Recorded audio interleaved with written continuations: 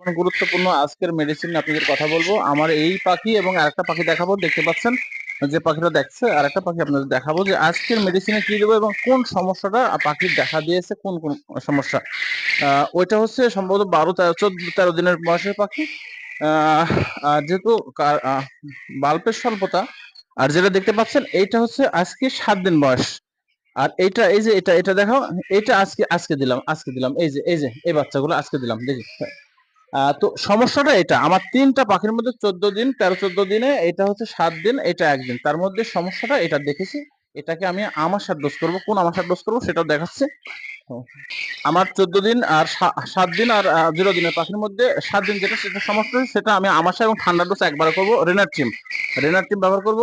তারপরে করব ডায়রোভেট, ফাস্টভেট, স্যালাইন, ডক্সিভেট। এই 5টা মেডিসিন আজকে ওই 7-8 দিনের পাখিকে দেবো, কারণ পাখির আমাশা হয়েছে আমি দেখেছি। সেই সাথে একবার আমি ঠান্ডা ডোজও করে দেবো। আমাশাটা এবং পাতলা পায়খানা একটু বেশি দেখেছি, যার কারণে স্যালাইনটা যোগ করবো 2 বেলায়। 2 বেলা স্যালাইন যোগ করবো। এই মেডিসিনগুলো কিভাবে পাখিকে সেবন করাতে হবে, ডাক্তারের পরামর্শ সেবন করাবেন। রেনারচিম, আবার বলছি রেনারচিম, ডক্সিসাইক্লিন, প্যারাসিটামল, ডায়রোভেট এবং স্যালাইন। এইটাই মেডিসিনটা আমি 7 দিন পাখিকে ব্যবহার করবো। সবাই ভালো থাকুন, সুস্থ থাকুন। আসসালামু আলাইকুম।